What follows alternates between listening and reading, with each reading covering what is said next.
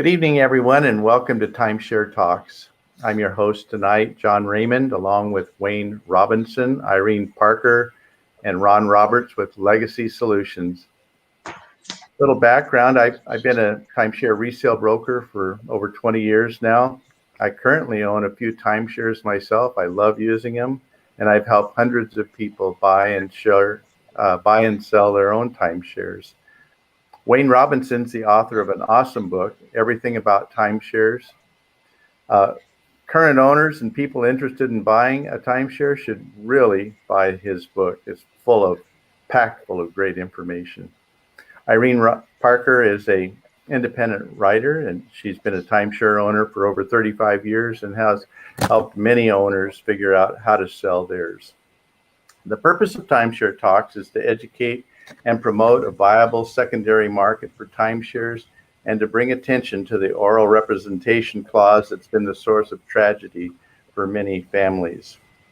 I know you'll find this show packed with information and we'll probably have some questions, so I'll have our contact information below and we'll welcome your questions and comments. So tonight, it's my great pleasure to introduce to you Ron Roberts, whom I met last week through Irene Parker, to find that this man's been in this leisure industry for over 43 years. He has a background that would take many YouTube series to hear about him. But a little bit about his 43 years is that he worked for the global group of companies, beginning as a salesperson, winning sales awards, including the ARTA Salespersons of the Year. And so it's my great pleasure to introduce you, Ron, and we'd like to hear from you and tell us a little bit about Legacy Solutions and what you are doing for the industry. John, thank you very much for that kind introduction. Wayne, thank you, and also Irene, thank you. We are involved in a number of different avenues that try to assist the timeshare industry with some of the issues that started to crop up 20 or 25 years ago with regard to resale and people having issues where one of the partners was sick and they didn't travel anymore and people lost their jobs and that sort of thing. And so we essentially tried to address that. And we were always told in our sales training that it's a piece of real estate and you can sell it at any time. And then what also we have said to everybody is that, you know, it's real estate. It's got a shelf life, of course, at some point. But if you use up 20 or 25 years of it and you've got a 30-year lease, well, it isn't worth much, so the value diminishes. A lot of the real estate out there, the big I think issue with timeshare is people see it going down in value. The reality is that if there's utility left in that building and or the lease or the shares or the club or the co-op or the right to use or the deed, then there's still good value there, and it needs to be said. The one thing that we do is we conduct lots of revenue generation programs that can assist these HOAs who are struggling to pay the maintenance expenses on the resort itself when the number of owners are going down and down and down. The delinquencies and the non-payers and the people who drop out for one reason or another create a financial hardship for these HOAs. The HOAs need to know, and we are diligently working very hard to make them aware that the good news is that there are many solutions to generating the revenue that you need to operate and offer a good timeshare experience for your owner base. The bad news is that those solutions they've really been around for 20 or 25 years also, and you just have to take a deep breath and step back and look at those solutions because they are available.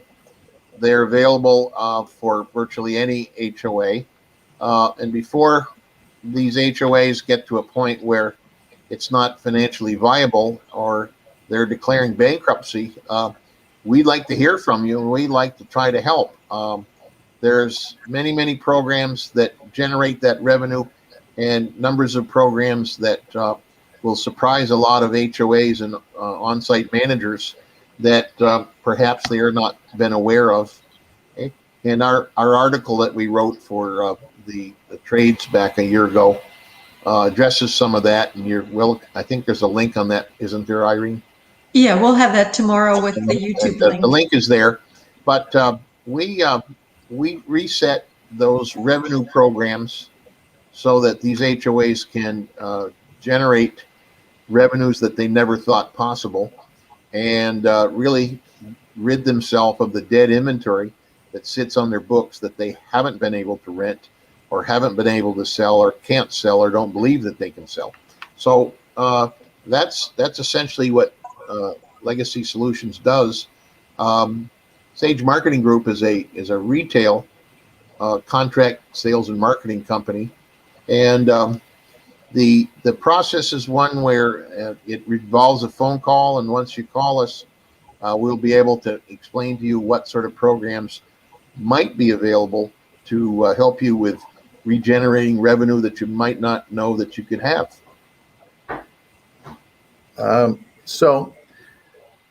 Wayne, Ron, I think we talked a couple days ago, and you said that you would work with the HOAs, but many of them aren't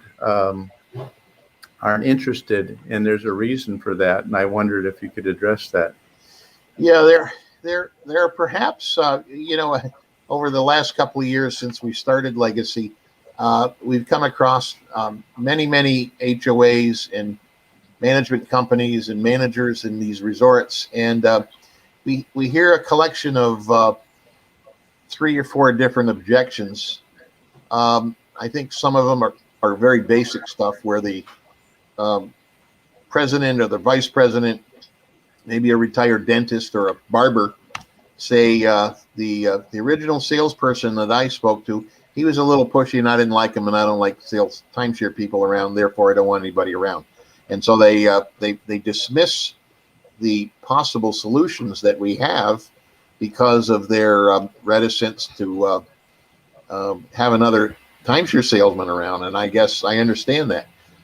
Some of them don't really understand the program, and the people who work on these boards, they're all volunteers and none of them get paid, and the skill sets that they have don't usually include some of the issues that we have to address, which is collections and taking care of and maximizing the rental values and turning over that inventory. It's a normal process that 2 or 3% of the inventory has some sort of a fallout each year, and we find that these homeowner associations, they exacerbate the problem unbeknownst to them, because they put in the special assessments, and that aggravates the owner base even more, and then that incites them to go ahead and say, I want to sell my week. And then of course when they go to sell it, the HOA does not have a resale program, and they don't think that they want one or need one, but that's the best thing that they could actually do for their homeowner base, is to offer solutions for the people who have issues. My wife passed away, my husband's in a wheelchair, we're headed to a nursing home, we're on Social Security, we don't travel anymore.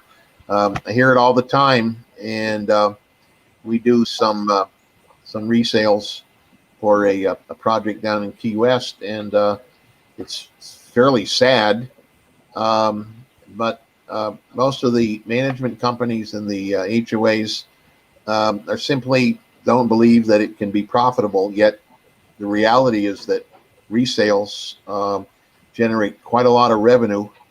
There's points conversions, there's rehabbing the owner base. There's plenty of things that can generate additional revenues if they would allow it to happen.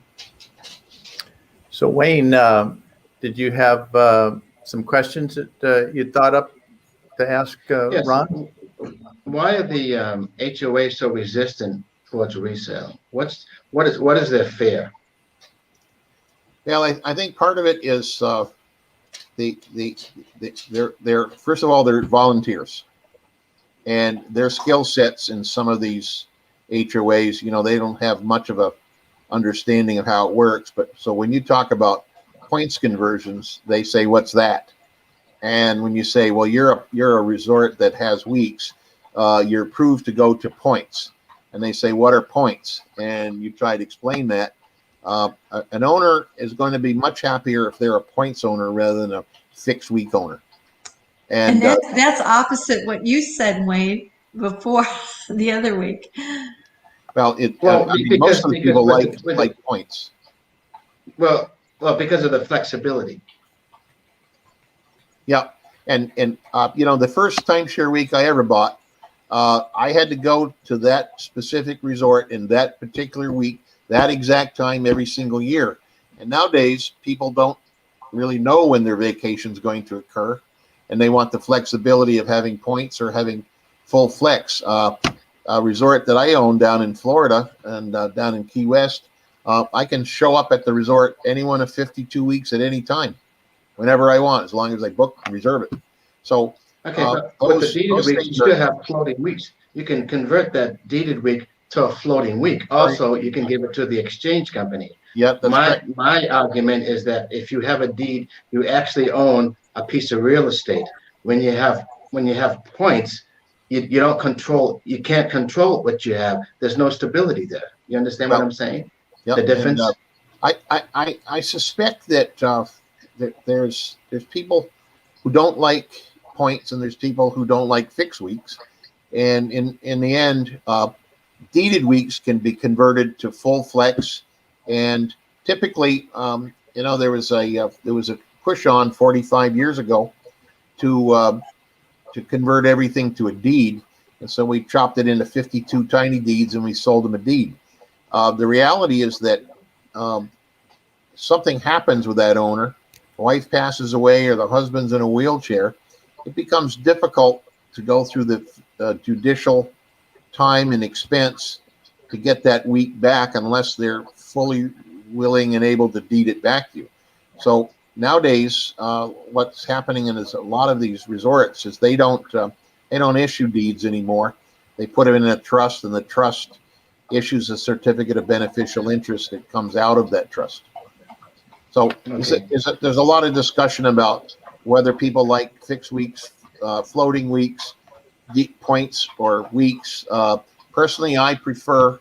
I have a week of that's on my deed, but I can show up any one of 52 weeks, and I can of course exchange it anywhere in the world at any time anyway. Tier 1 inventory. Yeah, what keeps people from doing it? The HOAs, I think they don't want to have a resale program because they don't believe that can help.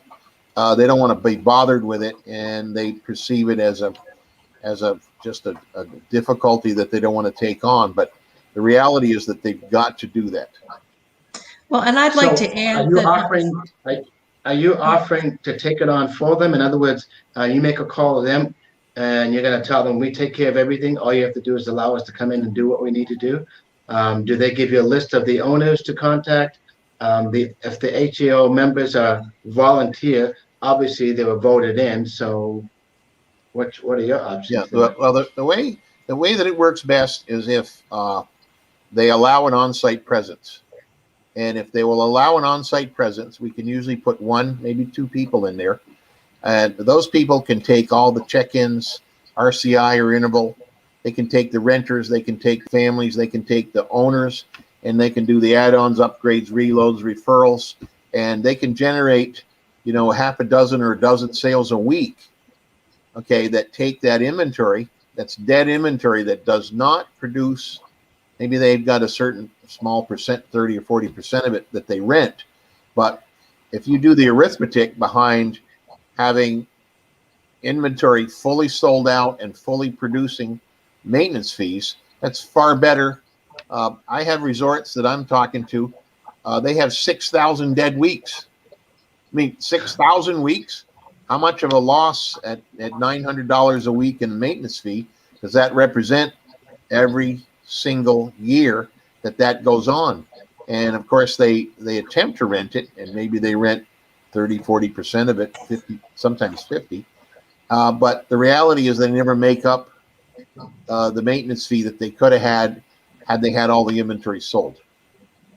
I'd like to add too that I'm on the receiving end of these calls of people that feel like they're being held timeshare hostage. Yep. And I know the good HOAs, and I know the ones that are find a buyer, send grandma to collection.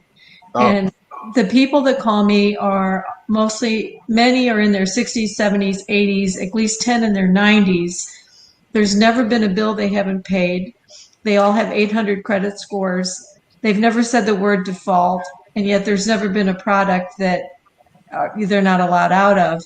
And some are so restrictive. An Illinois owner owned his timeshare since 1985. He never used it, and he could only afford to pay maintenance fees monthly. And they asked $6,000 to take it back. I mean, it was ridiculous. And you know, they came down to $1,800. But I now on the other side of that, there was a Colorado manager, and I will call the HOA if the owner is medically impaired. And I called the Colorado GM, and he gave, I think, one of the best statements.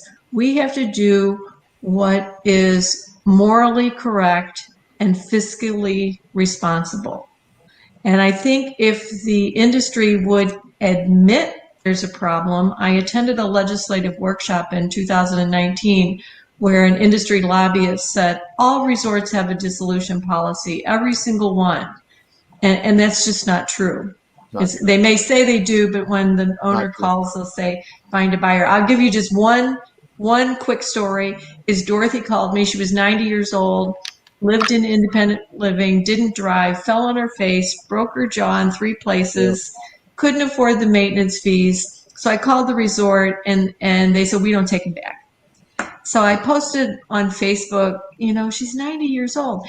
And somebody says, oh, I know someone in the title department, call her. So I called her, and they say, oh, okay, yeah, we have to talk to Dorothy. So Dorothy had called them 3 or 4 years in a row, and they said, find a buyer, we don't take them back. So I called Dorothy. I said, what did they say? They said they won't take it back because I talked to Irene Parker. Oh, I called the resort spitting mad. They hung up on me. The phone rings in 20 minutes. It's Dorothy. My resort just called. They're going to take the timeshare back. I'm like, you know, this is ridiculous. This is ridiculous. You know, it's unfortunate, and I know that there are those cases out there, and those hardship cases are very distressing to hear, because I hear them too, because I get the calls every week. I get those calls, and I personally take all those calls, by the way, and because I want to hear what's going on. And the one thing that I'll say is I had told you that we were opening up an offsite. We're going to take the inventory from a number of resorts, put it on the inventory, and sell it on behalf of the HOAs. The HOAs are going to give us the inventory, and we're going to be able to collect a maintenance fee once the rescission is over from the new owner. This company obfuscates completely the big timeshare bugaboo, which is I buy this thing and then I'm stuck with it forever. We have a cancellation program. We have a remediation program. We have a take-back program. We have a resale program, and we have a refinance program. 6 or 7 different programs that, in some case, in some fashion, you can call us on a 1-day notice and you're out of your timeshare. A 1-day notice, and that's part of what I insisted on, and the finance house that's financing our stuff is just cheering, because we've eliminated the entire timeshare objection completely, because you don't have to keep it any longer than you either want to use it or need it. And anytime you want to turn it back in or give it back, we'll take it. And we don't charge you any money. There's no 1,000 or 5,000. The one I heard the other day was $9,000. They charged me $9,000 if I needed to give it back to them. That's just remiss. I mean, I don't know what to say about that. So their solutions are out there, and none of those programs cost us money if we want to implement them. And I've insisted on that happening within the structure, and I've spoke to the attorneys about making sure it's in the structure of the corporation to do all of those 6 or 7 things. And that's the correct thing to do, and the one that really makes sense, because the timeshare business has been working on this bad rap for the last 20 or 25 years and creating problems for themselves. And we see it every day with the people trying to get you out of your timeshare, and these attorneys that go soak people for $5,000 to get rid of something that they should have been able to get rid of for nothing. Yes. Well, Ron, this is a big subject. I know that there's a lot of different ways that you can help HOAs. And as I said before, put your contact information down below, and we'll probably have you back again to enlarge the scope of what you're doing so the audience can understand that. I think I'd like to give Wayne a chance to talk here. He's doing something really special with Facebook.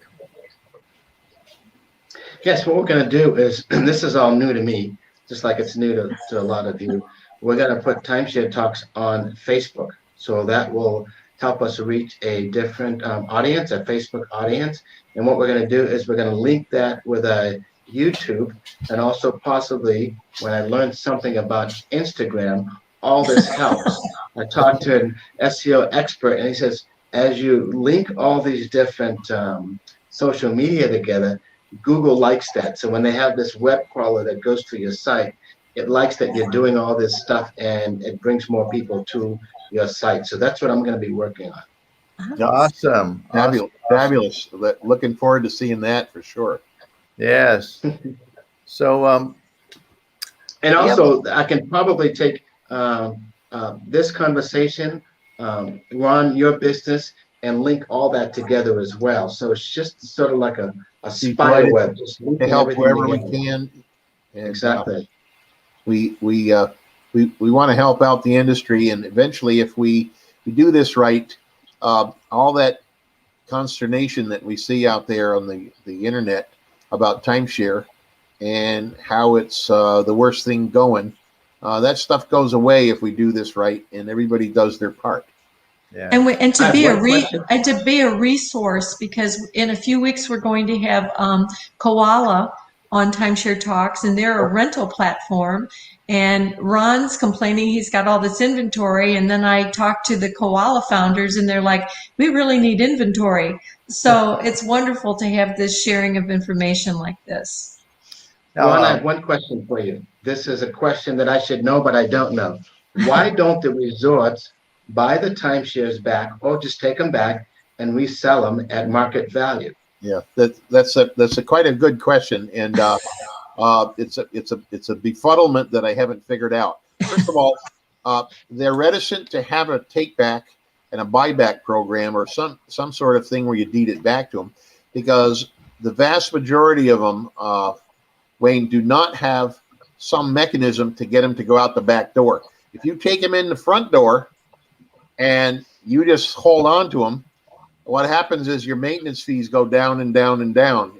There's no obligation to pay a maintenance fee on something that you took back because you let the owner off the hook and he gave it back to you. Now you're responsible to take care of the costs that are incurred to run and own and operate that real estate and that you took back. And in the end, I have projects where 11, 1,200, 2,300, 2,900, 5,400, 6,000 weeks are sitting on their books dead inventory. Now tell me that that's not an issue. And why would you take the reticence is that they don't want to take any more back because they've already taken back too much of it. And in the end, the more they take back, the worse their maintenance revenues are for that particular year. Okay. Well, thank Bad you for the again. consumer. Yeah. And then it turns into a special assessment because there's not enough money to pay the taxes, insurance, and maid service, and cut the lawns and keep up with the maintenance. And then it turns into another horror show because of that. And most of these HOAs, they take the easy way out. They just put in a $500 or $800 special assessment, and they leave it at that and don't bother. They need to start a resale program. And if they don't like having salesmen around, then, sorry, the industry's changed. And if you have dead inventory, your responsibility, if you're on that board, is to figure out ways to make that inventory go out the back door and start producing maintenance fees. I agree. Yeah, I agree. Well, Irene, who's coming up? Yeah, next week we have Tiffany Renee. Last week we had Adam Seiler, who is outreaching veterans and active duty service members. And Tiffany is working with the elderly. And a team has come up with some proposed Federal Trade Commission suggestions. And I think beginning with the sales presentation itself, people are routinely told it's not a sales presentation. And it absolutely is. So she'll be going over some of the proposed changes. And she's also we've both been working with an organization called Protecting Our Elders. And they are working on establishing a senior court, like a family court or a juvenile court. And also some of the issues involved with arbitration. So we look forward to having her next week. And we have coming up Jessica Burke Crosby from Timesharing 2000, where she handles rentals in Virginia Beach. And I have an HOA board that is doing things properly. And so we're having a good mix of consumers and people from the industry. So I think this is working out really well. I've been getting good positive feedback, and between all of us, we'll figure out the technology. And we're glad that John has some offspring that can help us with that as well. Well, I think that's a wrap for tonight. Yes. I really appreciate each one of you coming. Ron, thank you so much for spending the time with us. Thank you so much for having me. I'm very delighted to assist in any way that I can and talk to anybody that would like to talk with us to offer some Wayne, anything to add, Wayne? No, it looks good. Sounds good. All right, we're good to go, guys. Thank you, everyone, and thank you very much. Next week. Good night. Have a good night. Thank you. Thank you very much. Good night.